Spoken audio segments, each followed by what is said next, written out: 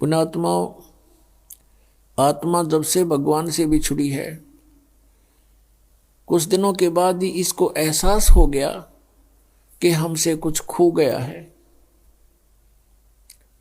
और आज तक भी वो ऐसा ही अधूरापन महसूस कर रही है।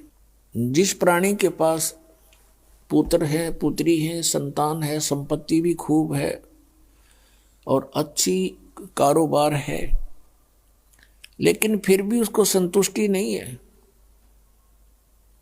आत्मा फिर भी कुछ ना कुछ तलाश में है, परमात्मा की तलाश में है। वो अलग बात है कि उसको तरीका कौन सा प्राप्त हुआ है, कौन से धर्म में वो जन्मा है, तो फिर भी वो उसकी खोज कर ही रही है। अब जैसे निर्धन तो खोज करता है, मान लीजिए परमात्मा की धनी होने के लिए, निसंतान ढूंढ रहा है भगवान को, न सोच लेंगे संतान के लिए। लेकिन जिसके पास सर्व संपन्नता है, संतान भी है, संपत्ति भी है, सर्व यहाँ काल का सारा सुख है, और फिर भी वो भगवान की तलाश में है, तो इसका मतलब ये सर्व जो कुछ भी हमें प्राप्त है, जिसको हम यहाँ चाह करते हैं, ये पर्याप्त नहीं है। इसके अतिरिक्त भी कोई कार्य है जो आवश्यक है। अब हमने उस आवश्यक कार्य को करना होगा। हम पहले अपना जो अनावश्यक कार्य है, केवल रोजगार के लिए, पेट के लिए, इसमें ज्यादा समय डिवोट कर रहे थे। अब हमने ये ज्ञान हो गया कि मनुष्य जीवन का मूल उद्देश्य परमात्मा प्राप्ति है, तो अब हम अत्यधिक समय अपने भगवान के पाने के लिए लगाएंगे। अब वही समय होगा, वही आपका कारोबार होगा, वही क्रिया होंगी। आपकी जो सांसारिक जो क्रियाएं हैं, जैसे पेट के लिए गुजारा सभी करते हैं, कोई सर्विस करता है, कोई दुकान किए हुए है, कोई किसान का काम करता है, कोई सर्विस कर रहा है, कोई मजदूरी करता है। काम आपका यही रहेगा, लेकिन इसमें भगवान का समय अधिक लगाना पड़ेगा। हमने कैसे लगाना पड़ेगा? कई कहते हैं समय नहीं मिलता। समय आपके पास बहुत है, आपके पास बहुत समय है। उस समय को हम समझ नहीं सके और उसका दुरुपयोग करते रहे। अब जैसे आप बस में बैठकर सफर कर रहे हो, मंत्र प्राप्त है आपको, बैठ कर बस में और अपना सुमन शुरू कर दे, इधर उधर झांकिया में देखा नहीं, साथी ते बात घनी करे नहीं, और अपना मंत्र करता रहे, तो वो 2 घंटे आपका समय सदुपयोग हो गया। आप जी किसी मजदूरी के लिए घर से चले हो, मजदूरी के स्थल तक पहुंचे, तो वहां तक अपना सिमरण करे कई बार, और वहां जाकर भी मजदूर को या किसान को मानसिक कार्य नहीं होता, उसमें भी वो अपना भक्ति सिमरण कर सकता है। हमने देखा ये आली किसान हल के पीछे पीछे कोई रागनी गा रहा है, कोई और बकवास सोच रहा है मन में सारा दिन, तो उसका सदुपयोग कर सकते हैं हम, और भक्ति भी कर सकते हैं। क्योंकि किसी भी सदग्रंथ को उठाकर आप देखिएगा, या किसी भी महापुरुष का अनुभव आप पढ़िएगा, उन्होंने वही कार्य किया है जो संसार के आम व्यक्ति कार्य करते हैं, और उन्हीं में परमात्मा को पाया है। उसी काम में सिमरण भी किया है, हठ योग नहीं किया किसी ने। जैसे कहते हैं 2.5 घंटे सुबह और 2.5 घंटे शाम अनिवार्य है ध्यान लगाना, मेडिटेशन करना, ये व्यर्थ की बातें हैं। पहली बात तो इनका ज्ञान गलत, ये ध्यान लगाओगे कहाँ, झूठा ज्ञान और ध्यान का लावे, ये वाद विवाद चतुराई, वाद विवाद है इनका, चतुराई दिखा रहे हैं। और बात रही हठ योग की, किसी भी संत महापुरुष ने हठ योग नहीं किया, और किसी भी सदग्रंथ में प्रमाण नहीं कि तू बैठ कर कति एक जगह बैठ कर भक्ति कर ले।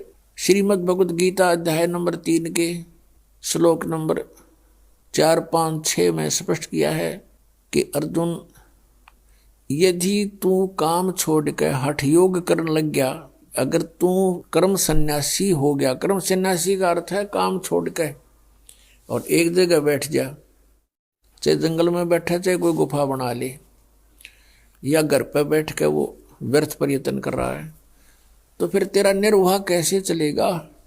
फिर क्या है, इस काल ने 5वें अध्याय के अंदर फिर अपनी टांग अड़ाई है गीता ज्ञानदाता ने। उसमें इसने बताया है कि ऐसा आसन हो, ना घना ऊंचा हो ना नीचा हो, एकांत स्थान हो, नाक के आगे ध्यान लगावे और ऐसे भक्ति करे। ये इसका अपना मत है, ये योग वेद ज्ञान नहीं है, ये इसका अपना मत है। गीता जी के अंदर 2 तरह का ज्ञान है, एक तो वेद ज्ञान है और फिर दूसरा इसने अपना मत उसमें डाला है। तो अब यदि हम इस 5वें अध्याय वाले क्रियाओं को सही माने तो तीसरे वाले गलत होगी, जिसमें नो कहा तू एक जगह बैठ के क्रम सन्यासी हो गया तो तेरा निर्वाह कैसे चलेगा, इसलिए तो युद्ध भी कर, सिमरण भी कर, काम भी कर, भक्ति भी कर। ये तो वेद ज्ञान है, ये सही ज्ञान है। क्योंकि यजुर्वेद अध्याय नंबर 40 के मंत्र नंबर 15 में कहा है कि वायु अनिलम अथ इदम भस्मांतम शरीरम ओम कर्तु समर किलबे समर कर्त्युम समर। ओम नाम का जाप काम करते करते सिमरण करो, विशेष कसक के साथ सिमरण करो, श्रद्धा के साथ, और अपने मनुष्य जीवन का मूल कर्तव्य जानकर सिमरण करो, तब भस्मांतम शरीरम अमृतम। आपका जब शरीर छूटेगा, आपका जब शरीर अंत होगा, उस समय आपको जो ओम नाम से अमृतव प्राप्त होना है वो उससे ही प्राप्त होगा जितना आप उससे अमर हो सकते हो। जैसे ओम नाम के जाप का साधक ब्रह्मलोक में जाता है, क्योंकि ये ब्रह्म की साधना है, और ब्रह्मलोक में जाने के बाद भी फिर ये वापस आता है। तो जितना समय इसका उस ओम के भक्ति की कमाई से होगा, उतना समय ये महास्वर्ग में ब्रह्मलोक में, वहां पर इसे नकली सतलोक, अलखलोक, अगमलोक, नामी लोक बना रखे हैं। तो वहां ये प्राणी अपना उतने समय तक ये जन्म मृत्यु से बच जाता है, लेकिन फिर भी जन्म मृत्यु होती है। कहने का भाव ये है कि श्रीमद् भगवत गीता अध्याय नंबर 8 के श्लोक नंबर 13 में ये गीता ज्ञान दाता वेद ज्ञान बता रहा है कि ओम इति एकाक्षरम ब्रह्म विहारन माम अनुसमरन यह परियाति तदन देहम सयाति परमाम गतिम। मुझ ब्रह्म का एक ओम मंत्र है और एक ओम अक्षर है, बस, नथिंग एल्स। इसका उच्चारण करता हुआ जो शरीर छोड़कर जाता है वो मेरे वाली इस ओम से मिलने वाली परम गति को प्राप्त होता है। 7वें अध्याय के 18वें श्लोक में कहा कि अर्जुन, ये ज्ञानी आत्मा है तो उद्धार, लेकिन इनको तत्वदर्शी संत ना मिलने से मेरे वाली अनुत्तम गति में ही आश्रित हैं। क्योंकि ओम नाम के जाप से ब्रह्मलोक प्राप्ति होती है, और ये ब्रह्म की साधना की परम गति है ब्रह्मलोक प्राप्ति। और वहां गए प्राणी भी फिर जन्म मृत्यु में आते हैं। गीता ज्ञानदाता 4थे अध्याय के 5वें श्लोक में और 9वें श्लोक में, 2रे अध्याय के 12वें श्लोक में, 10वें अध्याय के 2रे श्लोक में गीता के अंदर गीता ज्ञानदाता कहता, अर्जुन तेरे और मेरे बहुत जन्म हो चुके, तू नहीं जानता, मैं जानता हूं। इससे सिद्ध है कि ओम नाम का जाप करने वाले जो ब्रह्म पुजारी हैं उनकी भी जन्म मृत्यु और इनके भगवान की भी जन्म मृत्यु सदा बनी रहती है।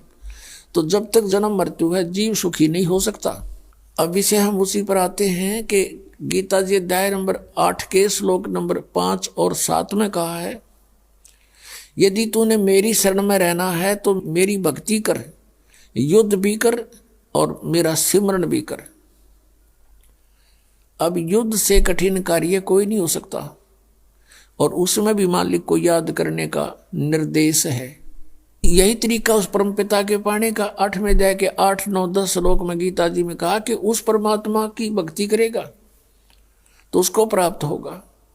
उसका मंत्र 17वें अध्याय के 23वें श्लोक में बताया है, ओम तत्सत इति निर्देश ब्रह्मण त्रिविध समर्थ है।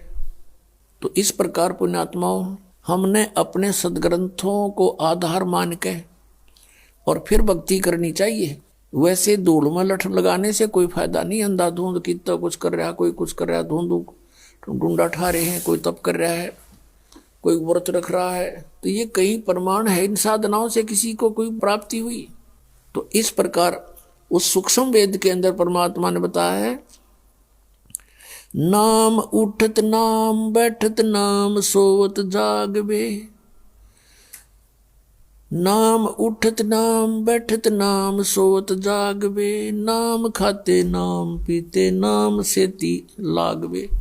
यानी नाम का सिमरन करना है, चलते फिरते उठते बैठते भोजन खाते समय भी आप सिमरन कर सकते हैं।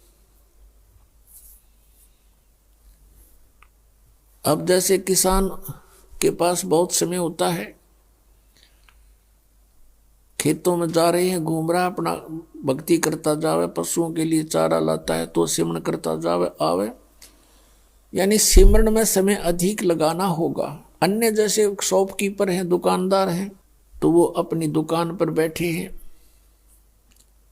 ग्राहक आया, उसको डील किया, उसके बाद फ्री होते ही फिर सिमरन शुरू कर दे।